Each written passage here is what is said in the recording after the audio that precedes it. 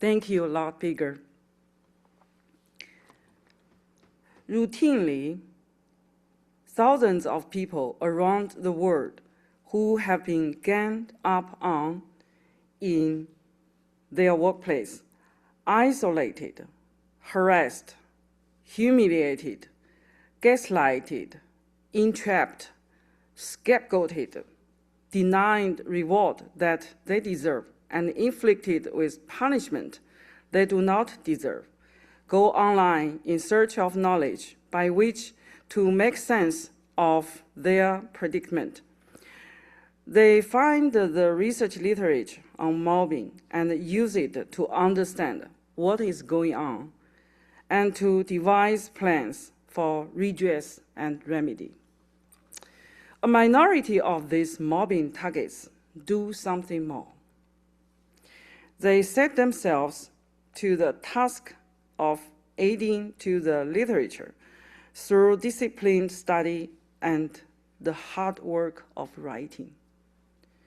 Their goal is to pay it forward, to give back, and to help others recognize the warning signs of workplace mobbing, seek support at an early stage, and prevent destructive workplace dynamics from escalating. I am in that minority, and so are many participants in this conference. I am especially pleased to introduce our next greeter because she too is in that minority. She is Dr. Constanza Ceruti, professor of archaeology at the Catholic University of Salta, Argentina, and a member of the National Academy of Sciences in Buenos Aires. Professor Ceruti's field of scholarship is exotic, high-altitude archaeology, the study of what ancient humans have done on mountains and at high elevations exceeding 5,000 meters above the sea. She has climbed the highest peak, breathed the thinnest air, and endured cold that makes winter in Niagara seems almost tropical. And what wonders she and her colleagues have found. Most famously, the children of Yuya Yako, 500-year-old mummies of 3 children who were drugged and left to freeze to death on a mountaintop in the Andes as human sacrifices to the Inca gods. Archaeologists consider them among the best preserved mummies in the world. As Constanza will explain, getting credit for that discovery took many years. Sexism and petty jealousy are as endemic in archaeology as in other fields. Her story is not unlike what is portrayed in the award-winning film from 2021, The Dig, about the excavation at Sutton Hoo in England in 1939. What I want to highlight here, however, is the interdisciplinary conference she organized last year in Buenos Aires on mobbing, censorship, and cancellation in universities, which hinder academics' ability to freely exercise their professions, express the result of their research, and retain intellectual property rights over their work. Her own lecture at that event was titled Academic Mobbing and Violence Against Excellence, Human Sacrifices of Our Times. That conference was not unlike our conferences here in Niagara in its concern with wokeness and postmodernism. It was similar to our conference also in its respectful grounding in earlier scholarship. In its case, both the work of Kenneth Westhill and that of the distinguished psychologist and management expert in Spain, Dr. Iñaki Piña, author in 2001 of the first book about mobbing in Spanish. With much pleasure, I give you Professor Constanza Ceruti. Dear colleagues, it's an honor for me to give these opening remarks. I thank Dr. Kenneth Westhues for the invitation and for his words of wisdom and support when I first contacted him years ago. My name is Constanza Ceruti, and I am an archaeologist, anthropologist, and historian from Argentina, the youngest member of the National Academy of Sciences in Buenos Aires and a professor at the Catholic University of Salta. 30 years ago, I graduated with a gold medal from the University of Buenos Aires. However, I was denied the chair that I should have been given at the time by statutory disposition due to my nearly perfect grades, 9.9 out of 10. Instead, I was sent to work as an assistant in a remote rural museum where I soon started to be bullied by the director of the institution. I did not let the situation discourage me. I earned a PhD from the National University of Cuyo and became the first woman high-altitude archaeologist as well as a female pioneer in glacial archaeology and the anthropology of sacred mountains worldwide. I climbed more than 100 peaks above 5,000 meters, including 2 ascents to the summit of Aconcagua and numerous peaks in Peru, Ecuador, Bolivia, Chile, and Argentina. In addition to a Guinness World Record, I have received awards such as the Gold Medal of the International Society of Women Geographers, the Golden Condor of the Argentine Army for Mountaineering, the Prince of Asturias Award in Communication and Humanities, the Wings Women of Discovery Courage Award in New York, a Talent Award from the World Forum of Women for the Economy and Society in France, the Silver Clover and the Academic Vocation Awards in Buenos Aires, as well as becoming an emerging explorer of the National Geographic Society. I was a TED Global Speaker in Oxford, a distinguished lecturer in anthropology at the University of West Georgia, and I received an honorary doctorate in humanities and letters from the Moravian College. I have also been a guest lecturer at dozens of prestigious universities in Europe and the United States, including Harvard. As we all know, workplace mobbing is not a dispute between parties. It is an illegal and inhumane process aimed at destroying the target's reputation and breaking his or her psychological resilience. It involves toxic dynamics between instigators, perpetrators, silent witnesses, and enthusiastic accomplices, who attack and or isolate the victim, contributing to the construction of a wall of persecutory uniformity. Let me give an example.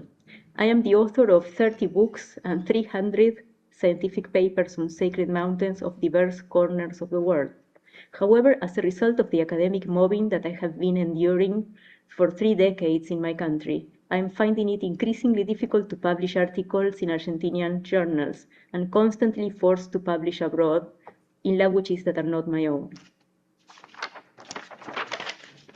In 1999, I was co-director of an expedition to the highest archaeological site in the world and the sole Argentine scientific discoverer of the Yuyayaco children, the best preserved mummies in history, as well as an extraordinary collection of Inca artifacts which made possible the opening of a museum of high-altitude archaeology, the second most visited museum in my country. However, in spite of personally having discovered, excavated, and studied those mummies, and offerings for 6 years at the Catholic University, my name was for decades entirely omitted in the museum created to house those findings that I made available.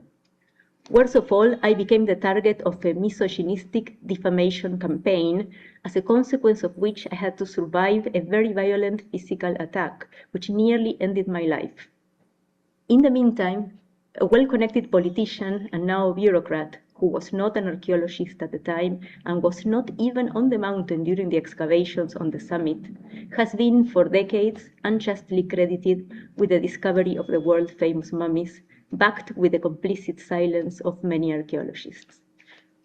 When the Archaeology of Childhood Conference was held 2 years ago in an Argentine university, not only was I not invited, but also the abstract that I sent was rejected. When a Congress of Museums was held last month at the very Museum of High Altitude Archaeology that I helped create, I was not invited either. As you can see, I have unwantedly become an expert on academic mobbing, which can be defined as a form of collective violence against individual excellence, which seeks to eliminate those who are perceived as threatening to the prevailing mediocrity. Targets of academic mobbing often include multi-award-winning professionals and those who refuse to participate in naturalized, opaque practices. Academic mobbing involves mechanisms such as belittling, making invisible, defamation, censorship, cancellation, that have a greater impact when applied in inescapable environments such as the workplace. Psychological harassment and intentional mistreatment also play a part. I still remember hearing, "Your best is not good enough," when I was working with fingers frozen in extreme hypoxic and hypobaric conditions, nearly 7 kilometers above sea level. Mobbing consists of a series of seemingly innocent actions, but when perpetuated over time, they act like the drop of water that wears away the stone. I still remember the moment when I learned that the world-famous magazine that was about to cover the story of our magnificent archaeological findings was not going to include a photo of me, simply because, as I was told at the time, the picture of a young lady could make it look like working on the mountaintop was easy, and it definitely was not easy. And then I witnessed the intentional omissions perpetuated for decades in the museum created to house my discoveries. Due to the feelings of isolation and rejection, as well as serious health problems for those who suffer it, mobbing is a true psychological torture, and as such, absolutely unjustifiable in any context. It is even more unacceptable in scientific and academic settings. It must be seen as a crime, since it damages the victim's integrity, in addition to threatening his or her career and livelihood. In spite of all the darkness in and around the phenomenon of mobbing, I bring a message of hope and a call to action. As much as possible, dear colleague, please defend yourself. Speak the truth and denounce the evil that has been inflicted upon you. By doing that, I have recently won a years-long and totally unjust administrative persecution at the National Council of Research in my country, apparently instigated by the usual perpetrators. The emotional toll was high, but in my view, the cost of staying silent would have been even higher. Virtually alone, I defended the intellectual rights of my written work, and in the process, I earned the respect of many decent colleagues in science, and now I am about to receive one of the most important awards in humanities in Argentina, the CONEX Award. In order to prevent and dismantle academic mobbing in all its forms, I believe it could be extremely useful to implement an academic mobbing adversity record in which incidents could be systematically documented in terms of a brief description of the situation, date and place of occurrence, testimonies, etc. Therefore, I would encourage colleagues who have been targets of mobbing to put in written what they have undergone. I have done this several times in the forms of letters that I have addressed and sent to rectors of universities, the directors of research facilities, and even governors of certain provinces. Those cease and desist letters can become useful pieces for ethnographic research, as well as testimonies for ulterior litigation. I also think we should be publishing a journal of academic mobbing, as well as proceedings of our meetings. It could also be useful to articulate an international net of academics for integrity and/or create a more specific observatory against academic violence. Last year, we held the first conference on academic mobbing at the National Academy of Sciences in Buenos Aires. I am now very honored to be part of this international conference and to be welcomed into a community of like-minded, caring, and honest professionals. The importance and transcendence of conferences on mobbing may not be immediately obvious, but we are certainly making a difference and staying human in a world where humanity and integrity are under constant attack. I wish everyone the very best for the precious work that will be done in the days to come. Thank you very much for this invitation.